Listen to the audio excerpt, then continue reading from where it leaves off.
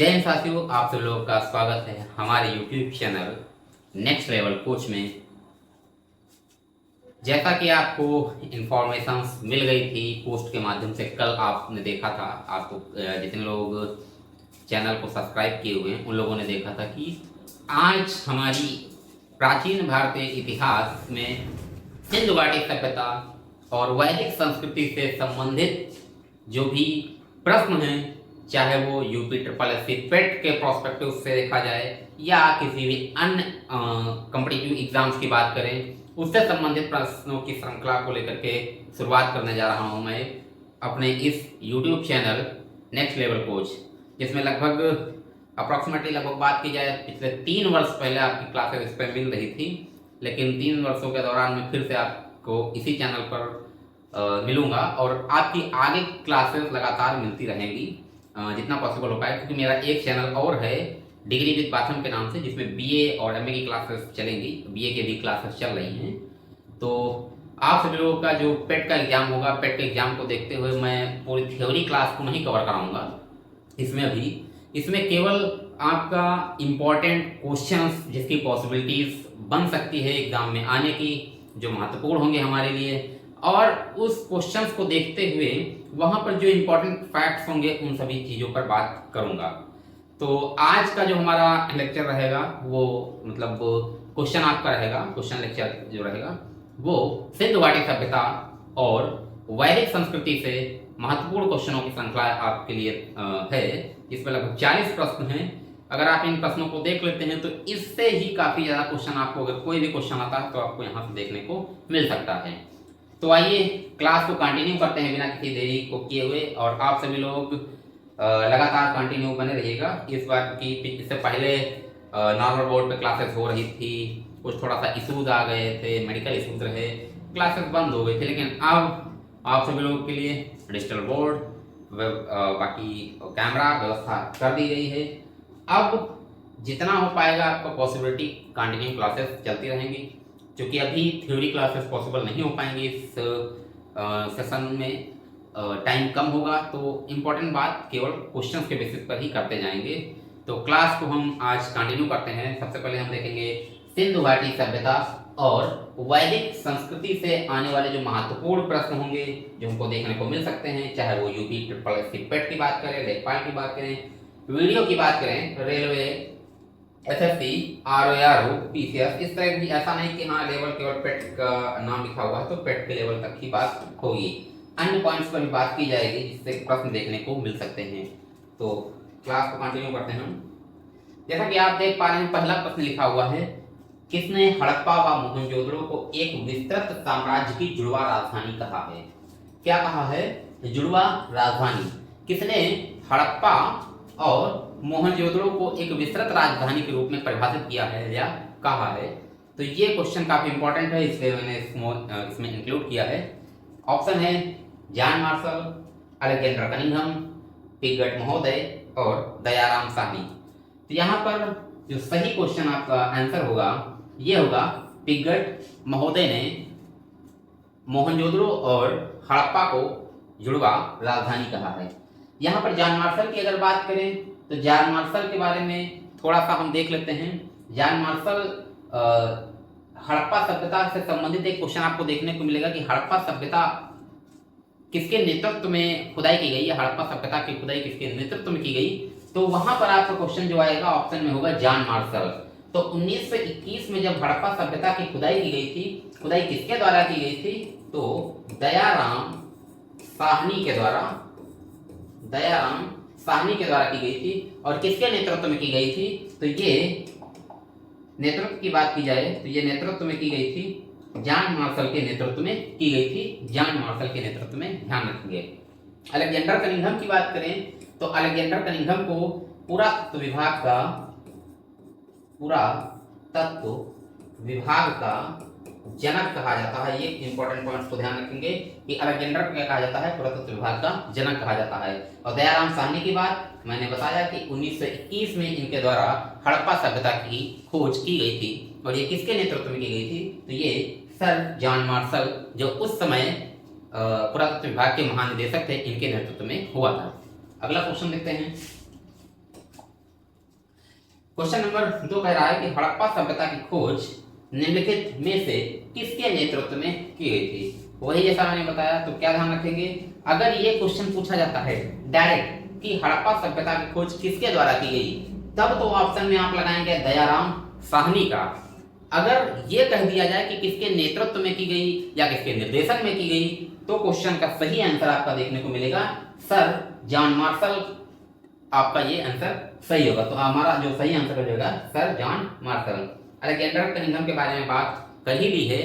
और राखलदास बनर्जी का जैसे लिखा हुआ, तो राखलदास बनर्जी के द्वारा 1922 में किसकी खोज की गई है, 1922 में मोहन जोदड़ो की खोज की गई थी। तो ये पॉइंट यहाँ से ध्यान रखेंगे कि राखलदास बनर्जी का नाम आया है, तो 1922 में राखलदास बनर्जी के द्वारा मोहनजोदड़ो की खोज की गई थी। अगला क्वेश्चन देखते हैं, हड़प्पा सभ्यता गैर आर्य थी। यहाँ पे लिखा हुआ है कि हड़प्पा सभ्यता गैर आर्य थी, यानी यहाँ पर आर्य नहीं थे। तो किस लिए थी, पहला हमारा ऑप्शन दिया गया है, उसकी अपनी लिपि थी, उसका विस्तार कोसी नदी तक था, वह नगरीय सभ्यता थी, और चौथा ऑप्शन है उपयुक्त में से कोई नहीं। तो जो हड़प्पा सभ्यता थी वो हमारी गैर आर्य थी। कारण उसका मेन हमारा इसमें सही आंसर हो जाएगा कि वह नगरीय सभ्यता थी, इसलिए उसको गैर आर्य कहा गया है। क्योंकि आर्यों की बात कहाँ की जाती है, आर्य की बात होती है वैदिक संस्कृति में बात की जाती है, वैदिक संस्कृति में आर्य की बात की जाती है, वैदिक संस्कृति में आर्य की बात होती है।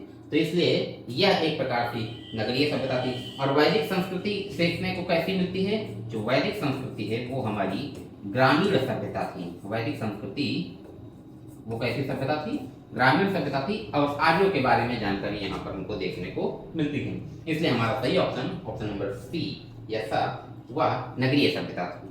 अगला क्वेश्चन देखते हैं। अगला क्वेश्चन कह रहा है कि सिंधु सभ्यता संबंधित है प्रागैतिहासिक काल से, आदि ऐतिहासिक काल से और ऐतिहासिक काल से। तो निम्नलिखित में से किससे संबंधित है। तो बात की जाए प्रागैतिहासिक काल से, आदि ऐतिहासिक काल से या ऐतिहासिक काल से, तो तीनों कालों की अगर बात करें, इतिहास के विभाजन का आधार के आधार पर देखें, इतिहास जो प्रागैतिहासिक काल है, प्रागैतिहासिक काल अगर इसकी बात करें, उसे किस काल को प्रागैतिहासिक काल कहा जाएगा, यानी जिस काल में या जिसके लिख सकते हैं, जिस काल में क्या बता सकते हैं, जिस काल में लिखित साक्ष्य उपलब्ध नहीं है, लिखित साक्ष्य उपलब्ध नहीं है, जिस काल में लिखित साक्ष्य उपलब्ध नहीं है, उस काल को क्या कहा जाता है, प्रागैतिहासिक काल कहा जाता है। तो यहाँ पर जो भी इतिहास के बारे में अध्ययन किया जाएगा, इतिहास के बारे में जानकारी दी जाएगी, तो वो किसके आधार पर की जाएगी, क्योंकि लिखित साक्ष्य उपलब्ध नहीं, तो कोई तो हमारा होगा ऐसा बेस कि जिसके आधार पर इतिहास के बारे में बातचीत होती होगी। तो प्रागैतिहासिक काल में बात करें तो ये पूरा तात्विक स्रोतों पर आधारित है। किस पर आधारित है, पूरा तात्विक स्रोतों पर आधारित है। आदि ऐतिहासिक काल की बात करें तो आदि ऐतिहासिक काल यानी यहाँ पर कह सकते हैं ऐसा कालखंड जिसमें लिखित साक्ष्य उपलब्ध है, लिखित साक्ष्य उपलब्ध है, लेकिन उन्हें पढ़ा नहीं जा सका, लेकिन पढ़ा नहीं जा सका। तो ये कौन सी का हमारी एक तरीके से कह सकते हैं, लेकिन उन्हें पढ़ा नहीं जा सका। तो ऐसे काल को कहा जाएगा आदि ऐतिहासिक काल। और ऐतिहासिक काल की बात करें तो यहाँ पर लिखित साक्ष्य उपलब्ध हैं, लिखित साक्ष्य उपलब्ध हैं और उन्हें पढ़ा जा सका। जैसे हमारे महाकाव्य हो गए, रामायण हो गए, वेद हो गए, वेदांग हो गए, ब्राह्मण साहित्य हो गए, जैन साहित्य हो गए, बौद्ध साहित्य हो गए। तो ये जो इस प्रकार के जो साक्ष्य हैं वो हमारे ऐतिहासिक काल के साक्ष्य कहा जाएगा। और आदि ऐतिहासिक काल यानी कि जिसके लिखित साक्ष्य उपलब्ध नहीं, लिखित साक्ष्य उपलब्ध हैं लेकिन उन्हें पढ़ा नहीं जा सका। और ऐतिहासिक काल यानी लिखित साक्ष्य उपलब्ध ही नहीं है, पुरातात्विक स्रोतों के आधार पर इतिहास का अध्ययन किया जाता है, जैसे पाषाण काल। आदि ऐतिहासिक काल जैसे हड़प्पा सभ्यता, तो सिंधु घाटी सभ्यता संबंधित किससे होगी? यहाँ पर हमारी संबंधित होगी ये आदि ऐतिहासिक काल से संबंधित होगी, क्योंकि लिखित साक्ष्य तो उपलब्ध है, लेकिन यहाँ पर हम जो भी बातचीत करते हैं वो किसके आधार पर बातचीत करते हैं? वो हम सारी बातचीत करते हैं पुरातात्विक स्रोतों पर अनुमानित। जैसे अगर बात करेंगे तो धौलावीरा से एक 10 अक्षरों वाला एक साइन बोर्ड प्राप्त होता है, और उस 10 अक्षरों वाले साइन बोर्ड से अभी तक ये नहीं पता चल पाया कि उसमें एक्चुअल में लिखा क्या हुआ है। क्योंकि अगर लिखा हुआ पता चल पाता तो हम वास्तविकता पे आधारित हम बता सकते हैं कि यहाँ पर ये स्थिति यहाँ की रही होगी। तो ये अगला क्वेश्चन देखते हैं, ये ध्यान रखेंगे आप, इन तीनों पॉइंट्स को भी विशेष करके ध्यान रखेंगे। पूछा जा सकता है, डायरेक्ट क्वेश्चन में दिया जा सकता है कि जिस काल के लिखित साक्ष्य उपलब्ध हैं लेकिन उन्हें पढ़ा नहीं जा सकता, तो वो कौन सा काल हो जाएगा? तो वो हमारा लिखित साक्ष्य उपलब्ध लेकिन पढ़ा नहीं जा सकता, तो वो आदि ऐतिहासिक काल हो जाएगा। जिस काल के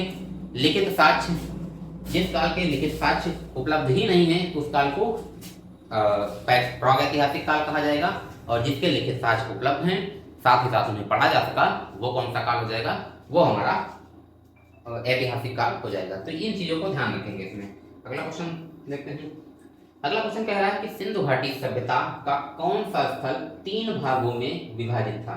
ये इंपॉर्टेंट क्वेश्चन है, इस तरीके का पूछा जा सकता है और पूछा भी गया है कई बार एग्जाम्स में। तो 3 भागों में विभाजित था, यानी अन्य स्थलों की बात करें तो वो 2 भागों में विभाजित था, लेकिन एक स्थल ऐसे है जो कितने भागों में विभाजित था? वो हमारा 3 भागों में विभाजित था। तो वो स्थान कौन सा है? वो जो स्थान हमारा ये कौन सा है? ये है धौलावीरा। तो ऑप्शन हमारा पूछ रहा है कि मोहनजोदड़ो है, लोथल है, धौलावीरा है या कर्णावली है। तो ऑप्शन हमारा नंबर हो जाएगा धौलावीरा, ऑप्शन नंबर सी या सा, ये हमारा उत्तर सही हो जाएगा, जो 3 भागों में विभाजित था। यहाँ पर अन्य ऑप्शन जैसे दिए गए हैं तो इनके बारे में भी थोड़ा सा बातचीत कर लेते हैं।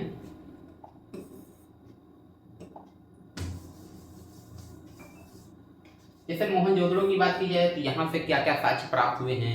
यहाँ से आप देखेंगे तो सूती वस्त्र के साक्ष्य प्राप्त हुए हैं। मोहनजोदड़ो का महत्वपूर्ण पॉइंट एक याद रखेंगे जो क्वेश्चन में आपका पूछा जाता है, इसे क्या कहा जाता है? तो इसे मृतकों का टीला, ये पूछा जाता है कि मृतकों का टीला किसे कहा जाता है? तो मृतकों का टीला मोहनजोदड़ो को कहा जाता है। यहाँ से विभिन्न प्रकार के जो पुरातात्विक साक्ष्य प्राप्त हुए हैं हड़प्पा सभ्यता से संबंधित, जैसे अगर बात करें तो यहाँ पर विशाल अन्नागार प्राप्त हुआ है। यहाँ से एक दाढ़ी वाले बाबा या पशुपति की मूर्ति कह सकते हैं, पशुपति की एक मूर्ति प्राप्त हुई है, जिसे क्या माना गया है? शिव का प्रतीक माना गया है। ये क्वेश्चन पूछा जाता है कि पशुपति की मूर्ति कहाँ से प्राप्त हुई, निम्नलिखित में से किस स्थान से प्राप्त हुई है?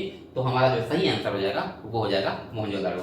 यहीं से हम बात करते हैं तो सूती वस्त्र के भी साक्ष्य प्राप्त हुए हैं। क्या प्राप्त हुआ है? सूती वस्त्र के भी साक्ष्य प्राप्त हुए हैं, विशाल अन्नागार प्राप्त हुआ है, पशुपति की मूर्ति प्राप्त हुई है, और मोहनजोदड़ो से ही एक कांसे की नर्तकी की मूर्ति यहाँ पर देख सकते हैं,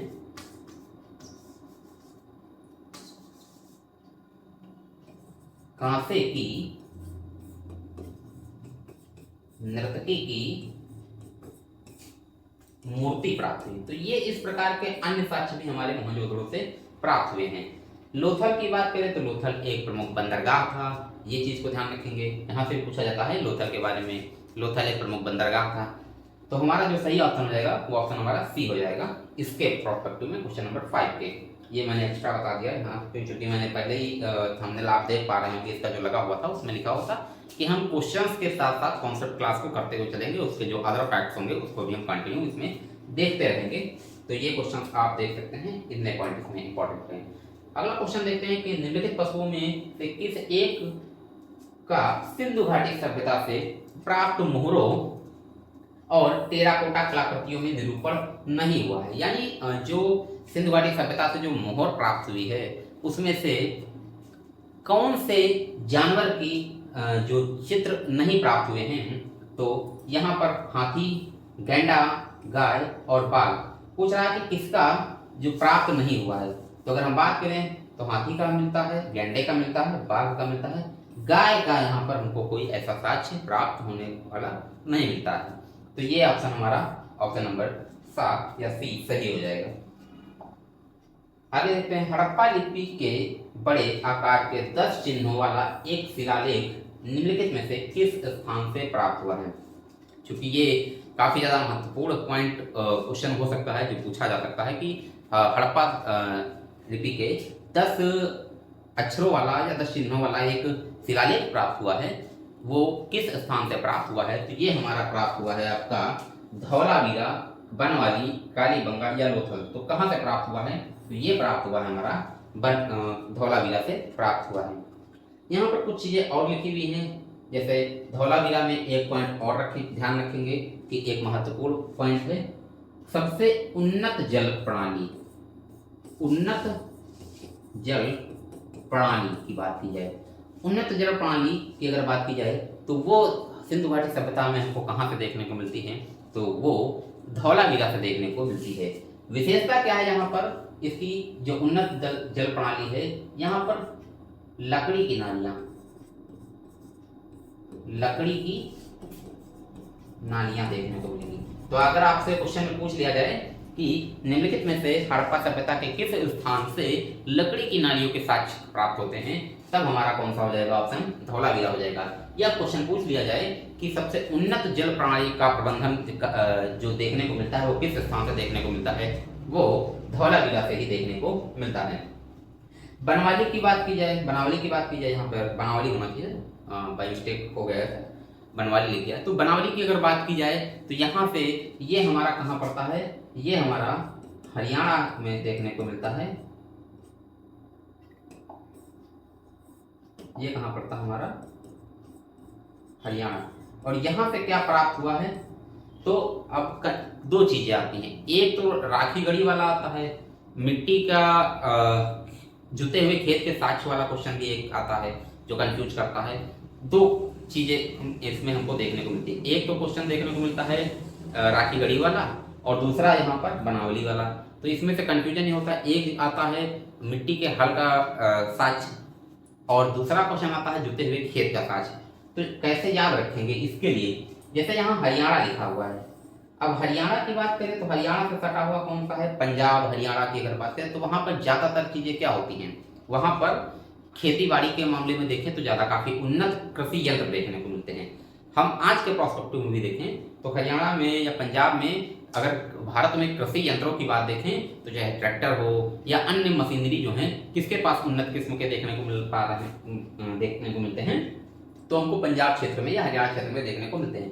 तो यहाँ पर जैसे आज उस प्रकार से उन्नत जो कृषि यंत्र देखने को मिलते हैं, तो उस समय जो ये आपका एक मिट्टी का हल जो है, मिट्टी का हल ध्यान रखेंगे ये कहाँ से मिला हुआ है, तो मिट्टी के हल का खिलौना कह सकते हैं, एक प्रतिरूप मिला हुआ है।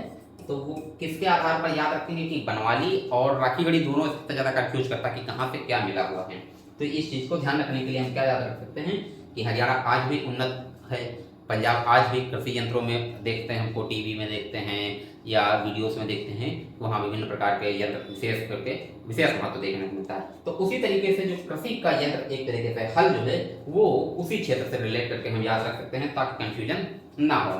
कालीबंगा की बात की जाए तो यहाँ पे क्या चीज देखने को मिलती है, यहाँ काले रंग की चूड़ियों का हल, कालीबंगा काले रंग की चूड़ियां, इसके साक्ष्य हमको यहाँ से देखने को मिलते हैं, काले रंग की चूड़ियों के साक्ष्य देखने को मिलते हैं। लोथल की बात की जाए तो लोथल से हमको क्या देखने को मिलता है, बंदरगाह, बंदरगाह के साक्ष्य देखने को मिलते हैं।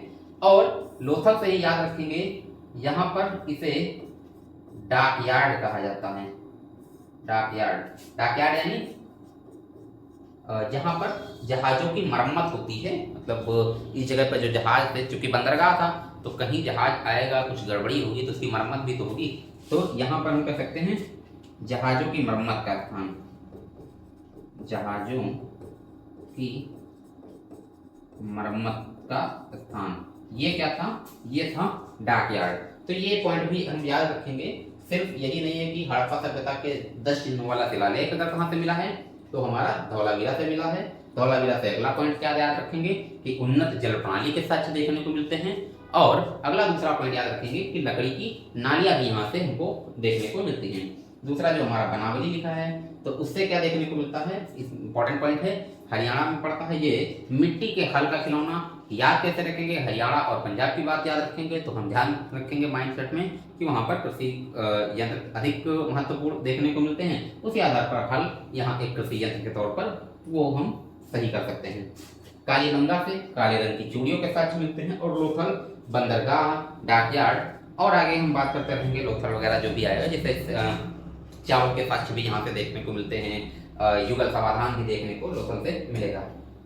आगे देखते हैं सिंधु घाटी सभ्यता में मोहनजोदाड़ो से निम्नलिखित में से क्या प्राप्त नहीं हुआ है। अब यहाँ से पूछा है कि सिंधु घाटी सभ्यता से मोहनजोदाड़ो में से क्या प्राप्त नहीं हुआ है, तो ये क्वेश्चन आपको इस तरीके से बनाया ताकि आप अन्य चीजों को भी ज्यादा से ज्यादा ध्यान रख सकें।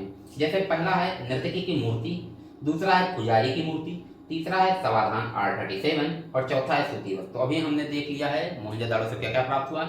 नर्तकी की मूर्ति प्राप्त हुई थी, पुजारी की मूर्ति जिसे दाढ़ी वाले बाबा कहते हैं, तो एक व्यक्ति है जो एक साल ओढ़े हुए है और उस साल पर एक पैटर्न बना हुआ है जिसे तिब्बतिया पैटर्न कहते हैं। तो ये भी क्वेश्चन अगर यानी तिब्बतिया पैटर्न का मतलब उस पर जो है देखेंगे तो इस तरीके से क्या बनी हुई होंगी, उसके साल पर इस तरीके मतलब ऐसे पत्तियां बनी होंगी, तो इसे तिब्बतिया पैटर्न कहा जाएगा। तो ये भी ध्यान रखेंगे कि अगर पूछ लिया जाए कि जो मोहनजोदाड़ो से पुजारी की मूर्ति प्राप्त हुई है उस पर कौन सा पैटर्न बना हो उसके कपड़ों पर या साल पर, तो ध्यान रखेंगे वो तिब्बतिया पैटर्न, इस तरह की पत्तियां वहां पर तीन तीन पत्तियों की एक पैटर्न बना हुआ वो ध्यान रखेंगे। तो ये मिलता है, पुजारी की मूर्ति मिलती है, आठ समाधान मिलता है कि नहीं मिलता, तो ये हमको वहां पर नहीं मिलता है, सूती वस्त्र मिलता है। आठ समाधान, ये समाधान आर क्या है, समाधान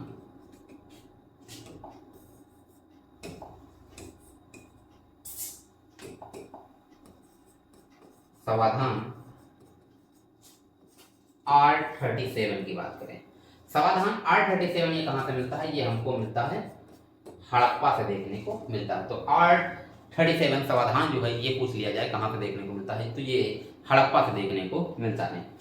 आगे बात करते हैं, क्लास को कंटिन्यू करते हैं। सिंधु घाटी सभ्यता में हड़प्पा स्थल निम्नलिखित में से किस नदी के किनारे स्थित हैं। अब यहाँ पर पूछा गया है सिंधु घाटी नदी सभ्यता में हड़प्पा, यहाँ एक पॉइंट आ गया है सिंधु घाटी, सिंधु घाटी लिखा हुआ है, सभ्यता लिखा, तो चूंकि सिंधु घाटी सभ्यता लिखा हुआ है तो इसमें सही आंसर कौन हो जाएगा, सिंधु नदी, सरस्वती नदी, रावी नदी और सतलज नदी। चूंकि पूछा क्या है, पूछा यहाँ पर है सिंधु घाटी सभ्यता में हड़प्पा स्थल निम्नलिखित में से किस नदी के, तो हड़प्पा स्थल की बात की गई है, इसलिए ये जो सही आंसर हो जाएगा ये आपका हो जाएगा ये रावी नदी के तट पर स्थित है। तो हमारा जो सही आंसर हो जाएगा वो रावी नदी के तट पर हो जाएगा। लाइट नहीं आ रही थी, अब आई है, फिलहाल काफी गर्मी हो रही है, तो आप लोग क्लास को कंटिन्यू करते रहिए, मैं आपके लिए लगातार क्लास को करा रहा हूँ गर्मी में भी, तो आप लोग भी क्लास का बेनिफिट्स उठाइए सभी लोग। अब आई है, थोड़ा सा ऐसे तेज कर लेता हूँ, बहुत ही गर्मी।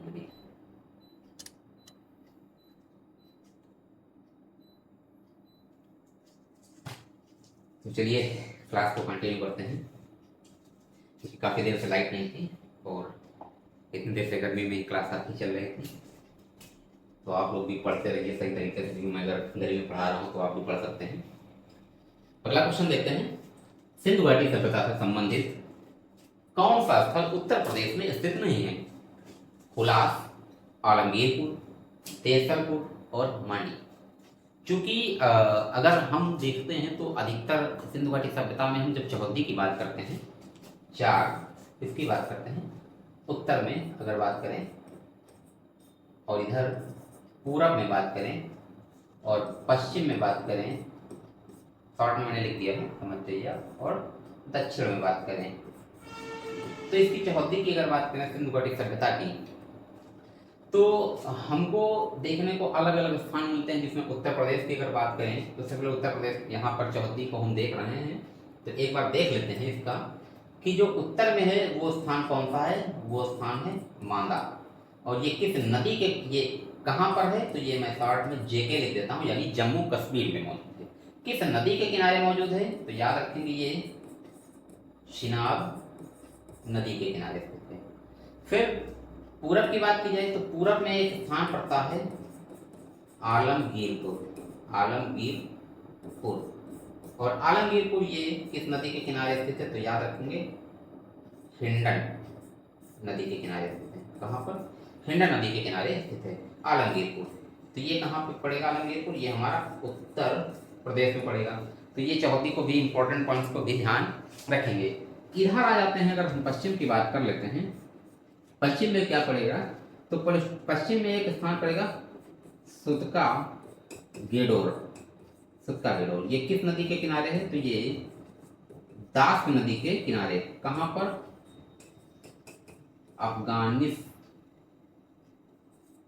अफगानिस्तान में ये देखने को हमको मिलता है। अगर दक्षिण की बात करें, दक्षिणतम बिंदु को क्या देखने को मिलेगा, तो दक्षिणतम बिंदु आपका देखने को मिलेगा, तो थोड़ा सा दक्षिणतम बिंदु की अगर बात करें, थोड़ा सा इसको छोटा कर देता हूँ, दक्षिण वाला, यहां पर आपका स्थान मिलेगा दाइमाबाद। और कंफ्यूजन हो तो ध्यान रखेंगे कैसे याद रखना है, यहाँ से दक्षिण और दा, अगर कोई उत्तर में पड़ेगा, पूर्व में पड़ेगा, पश्चिम में पड़ेगा, तो कैसे ध्यान रख सकते हैं, दक्षिण वाला दा आ रहा तो मतलब दाइमाबाद। ये कहाँ पड़ेगा, तो ये MH महाराष्ट्र में पड़ेगा। और ये किस नदी के तट पर पड़ेगा, तो ये गोदावरी नदी के तट पर ये देखने को हमको मिलता है। तो ये सारी चीज़ें हमको चौहद्दी हो जाएगी। क्योंकि मैक्सिमम जगहों पर आपका आलमगीरपुर ही दिखाई देता है, मैक्सिमम क्लासेस आप करेंगे तो उसमें केवल इस चौहद्दी को लेकर के बातचीत होती है, आलमगीर की बात होती है, आलमगीरपुर उत्तर प्रदेश में ही बात होती है। लेकिन यहाँ पर अगर आप देख पा रहे हैं तो इसमें जो सही आंसर होगा, पूछा क्या गया है कि सिंधु घाटी सभ्यता से संबंधित कौन सा स्थल उत्तर प्रदेश में स्थित नहीं है। ये पॉइंट को विशेष ध्यान रखेंगे। यहाँ एक्चुअली में पूछा क्या है, यहाँ पूछा है नहीं है, कौन सा स्थल नहीं है पूछा है यहाँ पर।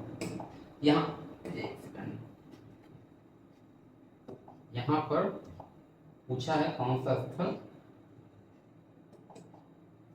नहीं है। ये जब नहीं पूछा है तो ध्यान रखेंगे, तो हमारा खुलास आंसर दिया गया है आलमगीरपुर, देसलपुर और मंडी। कौन सा स्थान इसमें से सिंधु घाटी सभ्यता का स्थल नहीं है, तो आंसर आपका सही हो जाएगा, खुलास है, आलमगीरपुर है और मांडी भी है। जो आंसर सही हो जाएगा वो ऑप्शन सही हो जाएगा आपका देसलपुर जो है, ये सिंधु घाटी सभ्यता का स्थल नहीं। ये कहाँ पर है, तो ये आपका देसलपुर जो है उत्तर प्रदेश में स्थित नहीं है, ये गुजरात में स्थित है। चूंकि है लेकिन ये कहाँ पर मौजूद है, ये गुजरात में स्थित है। तो उत्तर प्रदेश की अगर बात करेंगे तो ध्यान रखेंगे गुलास है, आलमगीरपुर है, मांडी है, सनौली है, बड़गांव है। दो और भी याद रखेंगे, दो और कौन से याद रखेंगे, एक तो बड़गांव याद रखेंगे और दूसरा याद रखेंगे सनौली। ये जो भी स्थल हैं ये आपके उत्तर प्रदेश से संबंधित हैं सिंधु घाटी सभ्यता में। अगर देखेंगे आगे क्वेश्चन देखते हैं। अगला क्वेश्चन है सिंधु घाटी सभ्यता से संबंधित भारत में स्थित सबसे बड़ा स्थल कौन सा है। तो यहाँ पर दो तरीके के क्वेश्चन आपका पूछा जाता है। या तो कहेगा कि सिंधु घाटी सभ्यता में प्राप्त स्थलों में सबसे बड़ा स्थल कौन सा है, या सिंधु घाटी सभ्यता से प्राप्त स्थलों में भारत में स्थित सबसे बड़ा स्थल कौन सा है। तो कौन सा हो जाएगा हमारा, यहाँ पर दो तरीके। अगर डायरेक्ट पूछता है सिंधु घाटी सभ्यता से तो ऑप्शन सही हो जाएगा मोहनजोदाड़ो। डायरेक्ट अगर सिंधु घाटी सभ्यता में प्राप्त स्थलों में सबसे बड़ा स्थल तब फिर मोहनजोदाड़ो। लेकिन यहाँ मेन पॉइंट क्या है, भारत में पूछा है, तो भारत में स्थित जो हमारा सिंधु घाटी सभ्यता का सबसे बड़ा स्थल हो जाएगा वो कौन सा हो जाएगा, वो हमारा राखीगढ़ी इसका सही आंसर हो जाएगा। तो ये चीज को ध्यान रखेंगे। आगे देखते हैं सिंधु घाटी सभ्यता के लोग पूजा करते थे, यानी किसकी पूजा करते थे सिंधु घाटी सभ्यता, इंद्र की पूजा करते थे या पशुपति की पूजा करते थे, विष्णु की पूजा करते थे, या उपयुक्त में से सभी की, यानी इन तीनों की पूजा करते थे। तो चूंकि इंद्र वगैरह, इंद्र की बात की जाए, विष्णु की बात की जाए और अन्य देवताओं जैसे वरुण, मित्र, अग्नि, इन सभी की बात करें तो ये बातें हमारी वैदिक काल में देखने को मिलती हैं। यहाँ जो आंसर सही हो जाएगा वो आपका पशुपति की जिसमें एक व्यक्ति मुद्रासन में बैठा हुआ दिखाई देता है, जिसे शिव का प्रतीक माना गया है। किसका? शिव का प्रतीक माना गया है। तो ऑप्शन ये ध्यान रखेंगे। ये काफी इंपॉर्टेंट क्वेश्चंस आपके हैं, महत्वपूर्ण इंपॉर्टेंट क्वेश्चंस हैं। कायदे से आप लोग देखते रहिए, चैप्टर वाइज इसी तरीके के क्वेश्चंस आपके लिए मिलते रहेंगे, ताकि थ्योरी आपकी जो होगी अलग से नहीं पढ़नी पड़ेगी, इसी से फैक्ट वाइज क्वेश्चन में बताता रहूंगा। अगली क्लास में देखते हैं, हड़प्पा सभ्यता में मनके बनाने का कारखाने का साक्ष्य किस स्थल से प्राप्त हुए? यानी मनके बनाने का जो साक्ष्य अगर पूछा जाए तो कहाँ से प्राप्त हुआ है? क्वेश्चन कह रहा है कि कालीगंगा से, चन्मुदड़ो से, लोथल से या रोपड़ से प्राप्त हुआ। तो जो हड़प्पा या सिंधु घाटी सभ्यता में मनके बनाने का लिपि के साक्ष्य, इस तरीके के जो साक्ष्य हैं और चरण बांट के भी साक्ष्य देखने की बात की जाए तो ये सारे जो साक्ष्य प्राप्त होते हैं वो हमारा चन्मुदड़ो ये कहाँ पड़ता है? ये चन्मुदड़ो आपका पड़ेगा पाकिस्तान में पड़ेगा, ठीक है। बाकी कालीगंगा, लोथल और रोपड़ जो है ये हमारा कहाँ पड़ेगा? ये पड़ेगा हमारा भारत में। तो ये इंपॉर्टेंट पॉइंट ध्यान रखेंगे। अगला क्वेश्चन देखते हैं कि सैंधव सभ्यता के लोगों को निम्न में से किसका ज्ञान नहीं था? यानी धातुओं की बात करते हैं कि सिंधु घाटी सभ्यता में जो लोग थे उन्हें किस धातु का ज्ञान नहीं था? तांबे का नहीं था, टीन का नहीं था, लोहे का ज्ञान नहीं था या कांसे का ज्ञान नहीं था? तो हमको सिंधु घाटी सभ्यता से एक दर्पण प्राप्त होता है, एक तांबे का दर्पण प्राप्त होता है, तांबे का दर्पण प्राप्त होता है। यहाँ पर बात आ गई है कांसे की नर्तकी की जो प्राप्त होती, कांसे की नर्तकी जो मूर्ति मिलती है, नर्तकी की मूर्ति, जब कांसे की नर्तकी की मूर्ति मिलती है तो कांसे का निर्माण किससे होगा? कांसा जो बनता है हमारा, टीन और तांबे को मिला करके किसका निर्माण करेंगे? कांसे का निर्माण करेंगे। अब जब कांसे की नर्तकी मिल गई है तो निश्चित बात है कि तांबे से परिचित होंगे, टीन से परिचित होंगे, तो कांसे से परिचित होंगे। किससे परिचित नहीं थे ये लोग? तो ये लोग लोहे से परिचित नहीं थे। ये क्वेश्चन कई बार पूछा गया है, इंपॉर्टेंट क्वेश्चन है, तो ये चीज को ध्यान रखेंगे। तो मेन चीज है उस तरीके से नहीं याद रखना है कि सिंधु घाटी सभ्यता में लोहा नहीं था, तांबा नहीं था, ऐसे इस तरीके से याद रखें। हम अदर फैक्ट्स के बेसिस पर याद रखने का प्रयास करें कि जैसे कि आपको पता है कि कांसे की नर्तकी की मूर्ति मिली है। अब अगर कांसे की नर्तकी की मूर्ति मिली है यानी कांसे की धातु से परिचित थे लोग, और कांसा बनेगा किससे? टीन और तांबे से। तो टीन भी जानते थे, तांबे के भी बारे में इनको जानकारी थी। थोड़ा सा अगर और बात कर लेते हैं हम यहाँ पर इसकी, पड़ेगा थोड़ा सा अगर और बात कर लें कि ये जो धातुएं थी कहाँ कहाँ से देखने को मिलती है। तांबे की अगर बात करें तो तांबा कहाँ से आता था? सिंधु घाटी सभ्यता की अगर बात करें कहाँ से ये आयात किया जाता था? तो ये जो तांबा था ये खेतड़ी, और ये आपका कहाँ पड़ता है? राजस्थान। अगर पूछ लिया जाए कि सिंधु घाटी सभ्यता में तांबे का आयात कहाँ से किया जाता था, तो राजस्थान के खेतड़ी से इसका आयात किया जाता था। टीन की बात की जाए तो टीन जो है ये अफगानिस्तान से आयात किया जाता था और ईरान से भी आयात किया जाता था। तो ये चीज ध्यान रखेंगे। लोहे से परिचित नहीं थे तो बात ही खत्म हो गई। तो ये दोनों चीजें आयात की जाती थी, कांसे का निर्माण भी कर लिया जाता था। और अगर आपसे पूछा जाए सोने का क्वेश्चन पूछ लिया जाए कि सोने का आयात कहाँ से किया जाता था, तो सोने का आयात जो है वो कर्नाटक से किया जाता था। और एक चीज और याद रखेंगे, लाजवर्द, ये महत्वपूर्ण है। लाजवर्द की बात करें ये कहां से आयात किया जाता था, तो एक स्थान है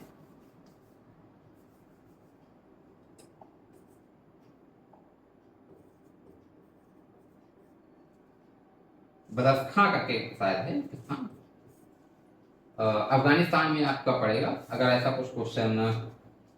हाँ शायद बदख्शां करके एक स्थान है, मतलब है यही, देखिए मुझे वर्ड नहीं याद आ पा रहा।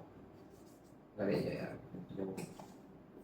ये तो याद है, बदख्शां, इस तरीके का वर्ड आपको देखने को मिलेगा। और ये ध्यान रखेंगे ये कहाँ से मिला है, तो ये अफगानिस्तान क्षेत्र से है। मतलब आप समझ सकते हैं कि अगर ऐसा मिल जाता है लाजवर्द मिलेगा तो यही आंसर आपका सही होगा। तो ये इंपॉर्टेंट पॉइंट्स भी ध्यान रखेंगे। तांबे का आयात राजस्थान की खेतड़ी से किया जाता था, अफगानिस्तान से और ईरान से टीन का आयात किया जाता था।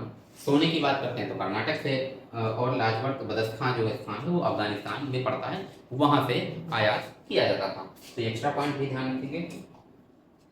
आगे की बात करते हैं, सैंधव सभ्यता में आयात की जाने वाली धातु में तांबे का आयात किया जाता था। अभी बताइए मैंने तांबे का आयात कहाँ से किया जाता, ये ऑप्शन में दिया गया आपका खेतड़ी। अब राजस्थान नहीं दिया गया है तब भी हम आसानी से इसको लगा सकते हैं और सही कर सकते हैं कि जो तांबे का आयात होता था वो कहाँ से, जो खेतड़ी से आयात किया जाता था। और अगर इसमें देखें तो हिमालय से अगर पूछ ले तो शिलाजीत वगैरह है उसका आयात कहाँ किया जाता था, वो हिमालय से किया जाता था। हड़प्पा सभ्यता का एकमात्र स्थल जहां दरवाजे मुख्य सड़क की ओर खुलते थे, ये बहुत महत्वपूर्ण इंपॉर्टेंट क्वेश्चन है। क्योंकि अगर बात करें हड़प्पा सभ्यता के जो स्ट्रक्चर की बात करें तो एक पॉइंट ये याद रखेंगे कि जो हड़प्पा सभ्यता का जो आकार है वो कैसा है, वो त्रिभुजाकार है। इसका आकार कैसा है, क्योंकि यहाँ जो अभी हमने देखा था सुत्ता गेडोर वाला एरिया, तो यहाँ से ऐसे जाएंगे और इस तरीके से ये हमको देखने को मिलती है। तो अगर हम इसकी इस पॉइंट्स को देखें इस तरीके से तो हमको कैसी आकृति देखने को मिलती है, ये एक प्रकार से त्रिभुजाकार आकृति देखने को मिलती है। अब यहाँ पर जो एक ये नगर की बसावट की अगर बात करें किस प्रकार से थी, नगर की बसावट की अगर बात करें तो इसकी नगर की जो बसावट थी वो किस प्रकार की थी, एक पॉइंट को ये याद रखेंगे त्रिभुजाकार की। नगर की जो बसावट थी वो ग्रिड पद्धति पर आधारित थी। ग्रिड पद्धति का मतलब क्या हो जाएगा, जो नगर की बसावट थी वो सड़कें एक दूसरे को समकोण पर काटती थी इस तरीके से, जैसे मुख्य सड़क हो गई, और इस तरीके से ग्रिड पद्धति पर नगर की बसावट थी, यानी सड़कें एक दूसरे को समकोण पर काटती थी। अब क्या देखने को मिल रहा है कि जो घरों के दरवाजे थे लगभग सभ्यता के आसपास जितने भी स्थल मिले हैं उन सभी स्थलों में जो घरों के दरवाजे थे वो मुख्य सड़क की ना होकर के एक पतली सकरी सड़क होती थी उसकी ओर होते थे। मान लेते हैं कि जैसे ये हमारी इधर से एक फिर सकरी सड़क चली गई है और ये हमारी मुख्य सड़क हो गई इधर वाली, ये हमारी मुख्य सड़क हो गई, इसको हम मुख्य सड़क मान लेते हैं। तो चूंकि दरवाजे जो होते थे वो अंदर की ओर मतलब अंदर की ओर होते थे, लेकिन एक स्थान ऐसा आपको देखने को मिलेगा जहां से जो आपका दरवाजा देखने को मिलेगा प्राप्त हुआ है वो किधर की ओर मिला हो, वो बाहर की मुख्य सड़क की ओर दरवाजा मिला हुआ। वही चीज पूछा गया है कि हड़प्पा सभ्यता का एकमात्र स्थल जहां दरवाजे मुख्य सड़क की ओर खुलते थे, यानी एक ऐसा स्थल है जहां से दरवाजा जो था वो मुख्य सड़क की ओर खुलता था, बाकी अंदर की ओर सड़क में खुलते थे। तो वो हमारा जो स्थान है वो है लोथल, याद रखेंगे, काफी इंपॉर्टेंट क्वेश्चन रहेगा कि लोथल एकमात्र ऐसा स्थान है सिंधु घाटी सभ्यता का जहां पर दरवाजे जो दरवाजा था वो मुख्य सड़क की ओर खुलता था, बाकी अगर बात करेंगे तो अंदर की ओर जो छोटी गलियां होती थी उधर की ओर खुलता था। और ये किस पद्धति पर नगर ये व्यवस्था थी, ये नगर बसा हुआ था, ग्रिड पद्धति पर बसा हुआ था, यानी सड़कें जो थी समकोण पर एक दूसरे को काटती थी। आगे बात करते हैं जैसे कि अब आ गया है आपका देखने को मिल रहा वेद का अर्थ क्या होगा। वेद का अर्थ क्या होगा, तो जो वेद की बात की जाए तो वेद का अर्थ पूछा है यहाँ पर। वेद का अर्थ होता है जानना, वेद का अर्थ होगा जानना। और जो वेद शब्द है ये संस्कृत के विद धातु से बना हुआ है। ये भी ध्यान रखेंगे कि जो वेद शब्द है ये किस धातु से बना हुआ है, संस्कृत के वेद धातु से बना हुआ है, और वेद का अर्थ है जानना। तो हमारा ऑप्शन पूछ रहा है कि सीखना, जानना, सुनना, उपयुक्त में से कोई नहीं। आंसर जो हमारा सही हो जाएगा वो हमारा हो जाएगा आंसर सही जानना, ये चीज ध्यान रखेंगे। वैदिक संस्कृति में ऋग्वेद के गाने वाले को कहा जाता था। तो इस तरह का क्वेश्चन आता है और बड़ा कंफ्यूज करता है कि सही आंसर कौन सा है। तो थोड़ा सा मैं एक ऐसा पॉइंट बताऊंगा जिससे आप कंफ्यूजन थोड़ा सा भूल मतलब ध्यान रखेंगे तो आपका गलती नहीं होगी। जैसे ऋग्वेद की बात की जाए, जहां पर पूछा है ऋग्वेद के गाने वाले को क्या कहा जाता है, ऋग्वेद।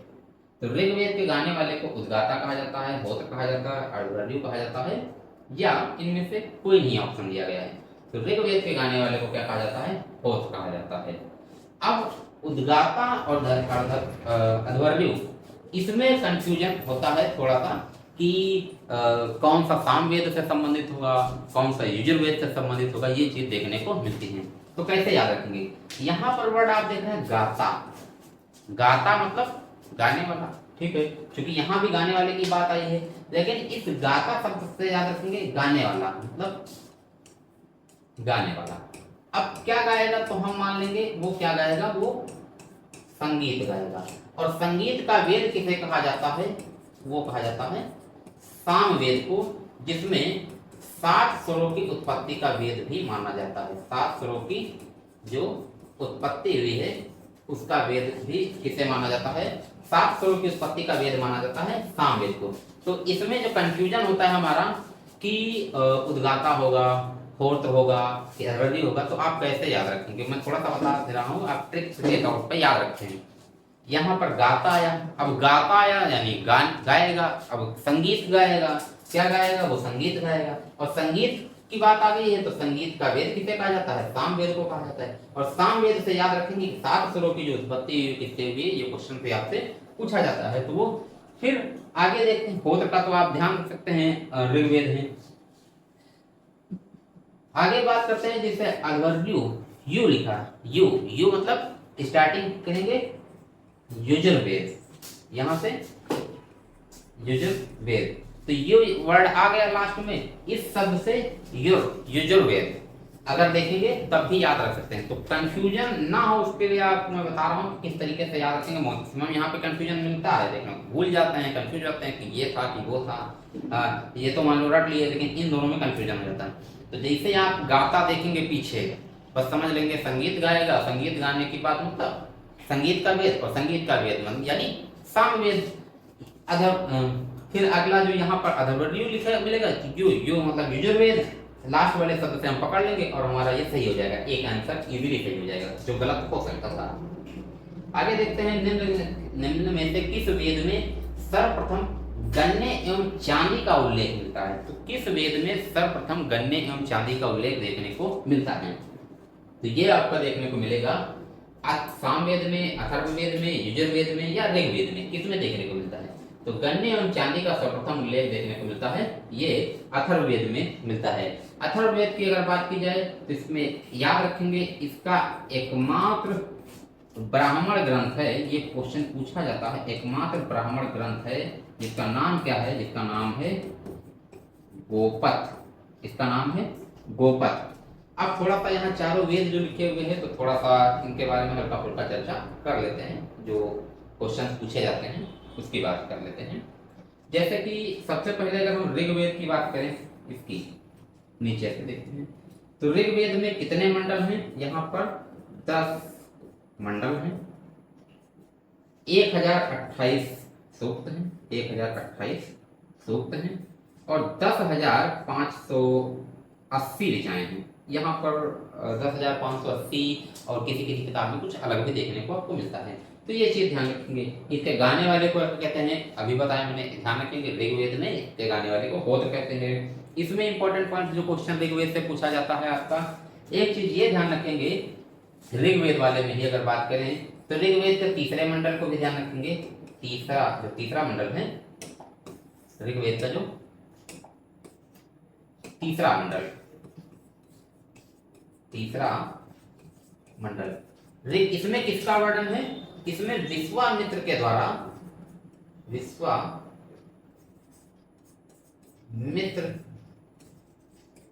द्वारा रचित गायत्री मंत्र का उल्लेख हो। किसका उल्लेख है? गायत्री मंत्र का उल्लेख देखने को मिलता है। विश्वामित्र द्वारा रचित गायत्री मंत्र का उल्लेख देखने को किसमें मिलता है? ये ऋग्वेद के तीसरे मंडल में मिलता है। और अगर क्वेश्चन में ध्यान रखेंगे, ऋग्वेद से संबंधित सबसे पहले गोत्र शब्द गोत्र का वर्णन किसमें मिलता है? सबसे पहले अगर बात करें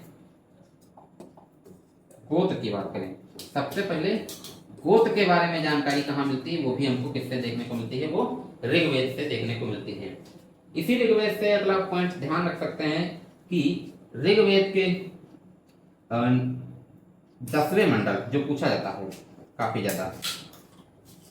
ऋग्वेद के 10वें मंडल में पुरुषोक्त पुरुषोक्त का वर्णन मिलता है। पुरुषोक्त का वर्णन किसमें मिलता है? तो क्वेश्चन में आप ध्यान रख सकते हैं कि ऋग्वेद के 10वें मंडल में पुरुषोक्त का वर्णन मिलता है। तो ये कुछ पॉइंट्स हम यहाँ देख लेते हैं, आगे भी आते रहेंगे, देखते रहेंगे। अगला बात करते हैं फिर और जो लिखे हुए हैं हमारे,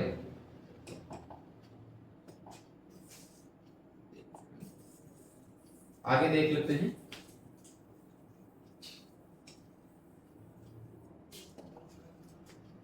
सामवेद की बात की जाए तो सामवेद को क्या कहा जाता है? संगीत का वेद कहा जाता है। संगीत का वेद कहा जाता है। और इसके गाने वाले को क्या कहेंगे? अभी उद्गाता वर्ड आया था, गाने वाला, गाता मतलब किसको गाता? संगीत को गाता। तो संगीत का वेद, इसको गाने वाले को उद्गाता। और जो 7 स्वरों की उत्पत्ति का वेद किसे माना जाता है? 7 स्वरों की जो उत्पत्ति हुई है वो, उसका वेद किसे माना जाता है? इसी सामवेद को माना जाता है। तो ये सारी चीजें इसमें देखने को मिलती हैं। फिर अथर्ववेद की बात की जाए तो इसमें क्या देखने को मिलता है? इसमें जादू, टोना, रोग निवारण, औषधि, इन सभी चीजों के बारे में जो जानकारी हमको देखने को मिलती है वो किसमें? रोग निवारण, औषधि, यानी जादू, टोना, औषधि, रोग निवारण, वशीकरण, इस प्रकार की जानकारी हमको कहाँ पे देखने को मिलती है? तो ध्यान रखेंगे, अगर क्वेश्चन में इस तरह के कुछ भी पॉइंट्स पूछ लिया जाए तो वो अथर्ववेद में देखने को मिलता है। और ऋग्वेद, अथर्ववेद में ध्यान रखेंगे इसका ब्राह्मण ग्रंथ है, एकमात्र ब्राह्मण ग्रंथ गोपद है। ये इंपॉर्टेंट पॉइंट्स है। यजुर्वेद की बात की जाए तो जैसे यहाँ पर यजुर्वेद, तो इसके गाने वाले को क्या कहते हैं? अथर्वयु, यू वर्ड आया था लास्ट में, तो इसलिए ध्यान रखेंगे इसके गाने वाले को अथर्वयु कहा जाता है। और ये किससे संबंधित है? तो यजुर्वेद जो हमारा संबंधित है वो कर्मकांड, यज्ञ, हवन, इन सभी से संबंधित है। वो कौन है? यजुर्वेद। तो इसको ध्यान रखेंगे। ये मैंने यहाँ पर जो चारों वेद आए उससे आने वाले जो इंपॉर्टेंट पॉइंट्स हैं, इन सभी चीजों को यहीं पर मैंने बता दिया। आगे बात करते हैं, निम्नलिखित में से किस वेद में गंगा का एक बार उल्लेख किया गया है? यहाँ पर एक बार उल्लेख किया गया, किस वेद में किया गया है गंगा का एक बार उल्लेख? तो ये जो आपका क्वेश्चन पूछ रहा है, सामवेद में, अथर्ववेद में, यजुर्वेद में या ऋग्वेद में, तो हमारा जो सही आंसर हो जाएगा वो ऋग्वेद में। गंगा का यहाँ पर एक बार उल्लेख है। गंगा का एक बार उल्लेख देखने को मिलता है। ये कहाँ से मिलता है? ये हमको देखने को मिलेगा यजुर्वेद में। और याद रखेंगे यमुना की बात आती है यहाँ पर। यमुना का कितनी बार उल्लेख मिलेगा? तो यमुना का ध्यान रखेंगे 3 बार उल्लेख देखने को यहाँ पर मिलता है। तो ये क्वेश्चन भी पॉइंट याद रखेंगे। आगे देखते हैं, ऐत्रेय किस वेद का ब्राह्मण ग्रंथ है? सामवेद का, ऋग्वेद का, यजुर्वेद का या ऋग्वेद का? ये बात करें तो इसकी ऋग्वेद की। तो जो ऐत्रेय है ये किसका है? ऐत्रेय और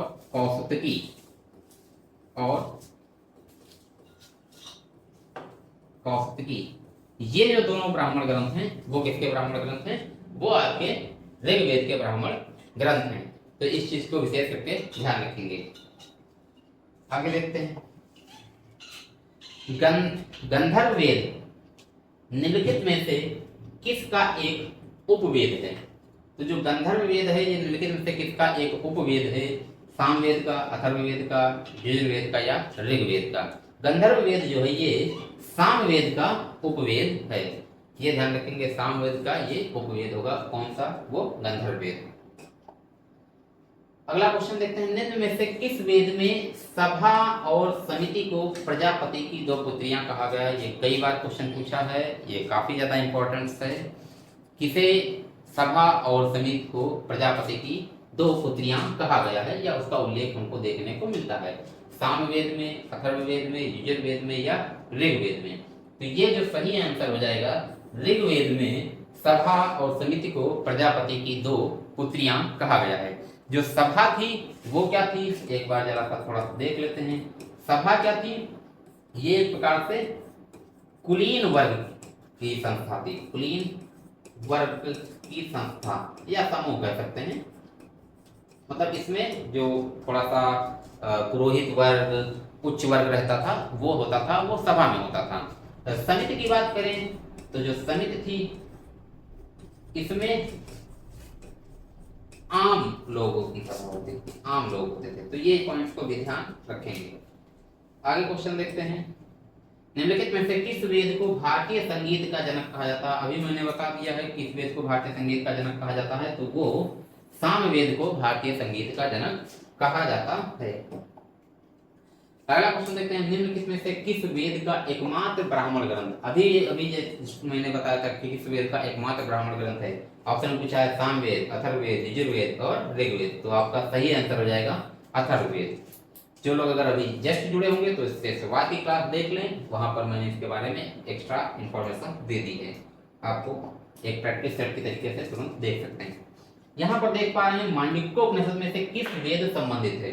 जो पूछा गया कि मांडुक्योपनिषद ये किस वेद से संबंधित है, तो ये हमारा पूछा जा रहा है कि सामवेद से संबंधित है, अथर्ववेद से संबंधित है, यजुर्वेद से संबंधित है या ऋग्वेद से संबंधित है।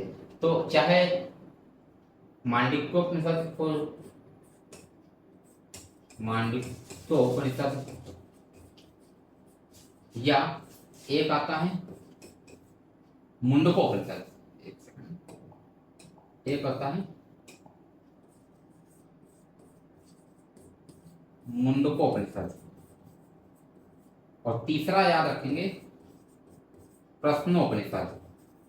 ये तीनों अगर पूछ लिए जाएं प्रश्नोपनिषद तो ये किससे संबंधित हैं? ये तीनों को तीनों संबंधित हैं, अथर्ववेद से संबंधित हैं। मुंडकोपनिषद से एक क्वेश्चन पूछा जाता है कि भारत का आदर्श वाक्य, भारत का आदर्श वाक्य, भारत का आदर्श वाक्य क्या है? ये है सत्यमेव जयते। तो भारत का जो आदर्श वाक्य ये कहां से लिया गया है, तो ये क्या ध्यान रखेंगे, भारत का आदर्श वाक्य मुंडकोपनिषद जो है उससे लिया गया है, सत्यमेव जयते। अगला क्वेश्चन देखते हैं। भारत का आदर्श वाक्य सत्यमेव जयते, वही क्वेश्चन लिखा हुआ है कि कहां से लिया गया है आपका, तो ईशोपनिषद पूछा गया है, मांडुक्योपनिषद पूछा गया है, मुंडकोपनिषद और कौशिकी। तो सही आंसर इसका हो जाएगा वो मुंडकोपनिषद से इसका आदर्श भारत का आदर्श वाक्य लिया गया है। आगे बात करते हैं। विष्णु के 10 अवतारों का विवरण निम्नलिखित में से किस पुराण में मिलता है? जो विष्णु के 10 अवतार हैं तो उसमें से किसमें जो ये वर्णन मिलता है, विष्णु के 10 अवतारों का वर्णन किस पुराण से देखने को मिलता है? तो पुराण में भागवत पुराण पूछा गया, वायु पुराण, विष्णु पुराण या मत्स्य पुराण। तो ये जो देखने को मिलता है ये हमको मत्स्य पुराण में देखने को मिलता है 10 अवतारों का वर्णन। आगे देखते हैं। निम्नलिखित में से कौन सा वेद वेद त्रयी में शामिल नहीं है? तो एक वर्ड आता है वेद त्रयी या लिखा मिल सकता है आपका त्रयी। तो इसमें से कौन सा वेद शामिल नहीं है? तो इसमें से हमारे 3 वेद शामिल हैं वेद त्रयी या त्रयी में। एक तो हो जाएगा हमारा ऋग्वेद, एक तो हमारा हो जाएगा ऋग्वेद, ये शामिल है। दूसरा हो जाएगा सामवेद, ये भी शामिल है।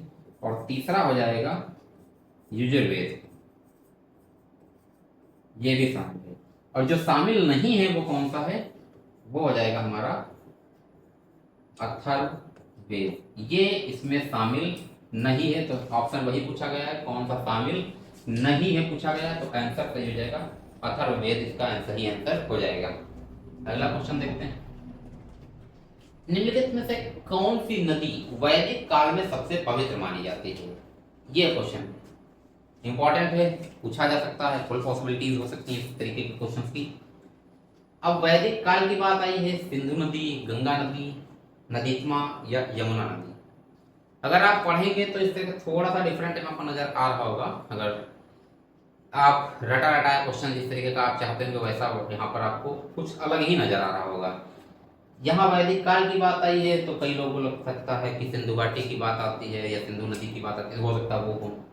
गंगा की बात आती है, हो सकता महत्वपूर्ण हो सकती है, गंगा हमारे लिए धार्मिक तौर पर जुड़ी हुई है, वैदिक काल धार्मिक तौर पर है, गंगा हो सकता है। नदीत्मा या यमुना की बात की जाए तो जो महत्वपूर्ण नदी थी वैदिक संस्कृति में या वैदिक काल में, जो महत्वपूर्ण नदी, दो पॉइंट आते हैं, एक महत्वपूर्ण नदी और दूसरा पॉइंट आता है एक क्वेश्चन महत्वपूर्ण नदी और सबसे पवित्र नदी। तो यहाँ पे पूछा क्या गया, सबसे पवित्र नदी की बात की गई है। सबसे पवित्र नदी कौन सी मानी जाती है? सबसे पवित्र नदी आपकी जो होगी वो सरस्वती मानी जाती है। लेकिन पॉइंट आता है कि यहाँ सरस्वती का तो नाम ही नहीं है, आप देख पा रहे हैं।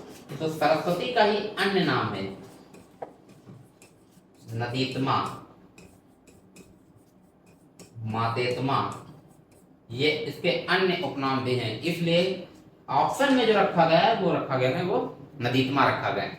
आपको यहाँ पे सरस्वती रटा हुआ है लेकिन सरस्वती नहीं दिखाई देगा, तो ये भी ध्यान रखेंगे। नदीतमा, मातेतमा ये सरस्वती के उपनाम है। मैंने इसलिए सरस्वती नहीं रखा था कि अगर रटा हुआ है तो कंफ्यूजन हो सकता है, तो ऑप्शन ये भी रख सकता है। अगर हमारे जैसे बनाने वाले होंगे पेपर तो फिर आपको वो नहीं देंगे जो आपने रट रखा है कई सालों से, वही देंगे जो आपने पढ़ा हुआ सही तरीके से।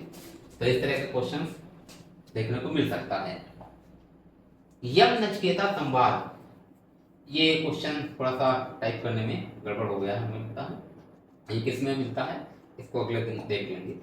वैदिक काल में चिनाब नदी का प्राचीन नाम क्या था? अब यहाँ पर कुछ नदियों के नाम हैं। यहाँ पर नदियों के नाम है, चिनाब नदी का नाम क्या है? तो आप देख पा रहे हैं प्राचीन नाम वितस्ता, शतुद्री, अस्किनी या विपाशा। तो आपको कौन सा आंसर लग रहा है यहाँ पे, कौन सा हो सकता है आप लोग सोचिए, बाकी तो मैं बताता हूँ। इस तरह का क्वेश्चन आपका कंपटीशन विषय से पूछा है। यहाँ पर तो मैंने एक बनाया, आपका 4 मिलाने वाला दे देगा कि मिलाइए। जैसा कि अभी लोअर पीसीएस का पेपर आया है, आप उस पेपर को देखेंगे, उसमें कई मैंने क्वेश्चंस, हालांकि अभी पेपर तो मैंने नहीं देखा, लेकिन पेपर्स के जो कुछ शॉर्ट वीडियोस या इस तरीके से मैंने देखा या कुछ भी आई पोस्ट्स आई हैं, उसमें देखा कि जो यूपी पीसीएस का पैटर्न रहा और आरओ एरो का पैटर्न रहा, उसी पैटर्न पे है। तो इससे पॉइंट मैटर नहीं करता है कि आपका है क्या। इसमें जो आपका सही आंसर हो जाएगा वो हो जाएगा आपका अस्किनी, इसका हो जाएगा। ये चिनाब नदी जो है, चिनाब, ये इसका आपका सही आंसर हो जाएगा। चिनाब नदी का प्राचीन नाम है। विस्तृता की बात की जाए तो ये किसका नाम है? ये है आपका झेलम का, याद रखेंगे। और शतुद्री की बात की जाए तो ये सतलज नदी की बात कर रहे हैं, और विपाशा की बात करें तो ये व्यास हो जाएगा। तो सही आंसर हमारा पूछा है कि चिनाब नदी का प्राचीन नाम क्या हो जाएगा, तो ये आंसर हमारा सही हो जाएगा, अस्किनी सही हो जाएगा। तो इस तरह का क्वेश्चन आपको पूछा जा सकता है, थोड़ा सा डिफरेंट है, जैसे शतुद्री इस तरीके से दे दिया जाए। ऋग्वेद के किस मंडल में विश्वामित्र द्वारा रचित गायत्री मंत्र का उल्लेख किया? अभी मैंने जस्ट आपको कुछ समय पहले बताया है, जब थोड़ा सा डिस्क्राइब किया था उसके बारे में। तो ऋग्वेद के 3 मंडल में किसको समर्पित है? ये सूर्य देवता को समर्पित गायत्री मंत्र, गायत्री मंत्र, सूर्य देवता को समर्पित गायत्री मंत्र का उल्लेख ऋग्वेद के 3 मंडल में किया गया है। ये चीज ध्यान रखेंगे। फिर अगला क्वेश्चन इंपॉर्टेंट है। हिंदू पौराणिक कथा के अनुसार समुद्र मंथन के लिए मथानी के रूप में किस पर्वत का इस्तेमाल किया गया था, या किस पर्वत का प्रयोग किया गया था? आप लोग इस क्वेश्चन को देखिए कि सिंधु घाट, वो पौराणिक कथा के अनुसार जब समुद्र मंथन हुआ था तो उस समुद्र मंथन में जो किस पर्वत का मथानी के रूप में इस्तेमाल किया गया था, ये बताइए। और दूसरी चीज बताइए कि किस सांप को रस्सी के रूप में इस्तेमाल किया गया था, ये भी इंपॉर्टेंट क्वेश्चन। जैसा कि आप यहाँ पर कैलाश पर्वत देख पा रहे हैं, सुमेरु पर्वत, मंदरांचल पर्वत और नंदा देवी पर्वत। तो जो हमारा सही होगा वो मंदरांचल पर्वत सही होगा। तो पर्वत का नाम याद रखेंगे, वो कौन सा? मंदरांचल पर्वत। और अगर ये क्वेश्चन पूछा जाए कि जो समुद्र मंथन हुआ था उसमें आपका जो सांप की अगर बात की जाए, किस सांप का इस्तेमाल किया गया था एज रस्सी के तरीके से, तो वो नाम याद रखेंगे, वासुकी। वासुकी नाग देवता का इस्तेमाल किया गया था, रस्सी की तरीके से इनका इस्तेमाल किया गया था समुद्र मंथन के दौरान। तो दोनों पॉइंट को याद रखेंगे। मैं ये भी आ रहा तो मैं भी एक्स्ट्रा बताता चला जा रहा हूँ। पहले ही मैंने जो आप थंबनेल देख रहे थे उसमें यही लिखा हुआ था कि हम क्वेश्चंस को जो करेंगे तो क्वेश्चंस, लेकिन उसके अलावा अदर भी जो फैक्ट्स, इंपॉर्टेंट पॉइंट्स जिसकी पॉसिबिलिटी हो सकती है उसको भी देखते हुए चलेंगे। आगे देखते हैं। अगला क्वेश्चन है, ऋग्वैदिक काल में निष्क किस अंग का आभूषण था? ये इंपॉर्टेंट पॉइंट है आपका। निष्क, निष्क किस अंग का आभूषण था, यानी कहां पर वो पहना जाता था, कान का, बाहू का, कलाई का या गला का। तो ये जो हमारा सही आंसर रहेगा वो आपका गला का। दो वर्ड पूछ सकता है आपका, या तो निष्क पूछ लेगा या उसकी जगह पर निशाका वर्ड भी यूज कर सकता है। अगर ये कोई भी वर्ड यूज कर ले तो ध्यान रखेंगे ऋग्वैदिक काल में जो ये था, ये गले का एक तरीके से हार के तरीके से इस्तेमाल किया जाने वाला एक आभूषण था। अगला क्वेश्चन देखते हैं। अगला क्वेश्चन क्या कह रहा है कि ऋग्वैदिक काल में यव शब्द किस कृषि उत्पाद हेतु प्रयुक्त किया गया। तो यव आया है तो हम लोग सामान्य भाषा में यव यव फिर जव पे आ जाते हैं, जो हमारे गेहूं के टाइम पर देखने को मिलता है। तो यव से जव, ध्यान रखिएगा बहुत विशेष डिफरेंट नहीं है, यव जव सेम मिलता जुलता है। तो सही आंसर जो हो जाएगा वो हमारा हो जाएगा वो जव हो जाएगा, ये ध्यान रखिए। ऋग्वैदिक धर्म था किस प्रकार का धर्म था। क्वेश्चन में पूछा गया है बहुदेववादी, एकेश्वरवादी, अद्वैतवादी, निवृत्त मार्गी, किस प्रकार का था। यहाँ पे चार ऑप्शन है, बहुदेववादी, अद्वैतवादी, निवृत्त मार्गी या एकेश्वरवादी। तो यहाँ पर अगर हम बात करें कि किस प्रकार का, तो ऋग्वैदिक काल में महत्वपूर्ण देवताओं में जैसे इंद्र की बात की जाती है, अग्नि की बात की जाती है, वरुण की बात की जाए, पूषण की बात की जाए, मारुत की बात की जाए, यानी विभिन्न प्रकार के जो प्राकृतिक तौर पर जो शक्तियां थी, इन प्राकृतिक शक्तियों को एक प्रकार से दैवीय रूप में पूजने का कार्य किया जाता था। तो यहाँ पर अलग अलग प्रकार के देवताओं के बारे में हमको जानकारी मिलती है। तो हम क्या कह सकते हैं, यह जो काल था बहुदेववादी था, यानी कि यहाँ पर बहुत से देवताओं के बारे में जानकारी देखने को हमको मिलती है।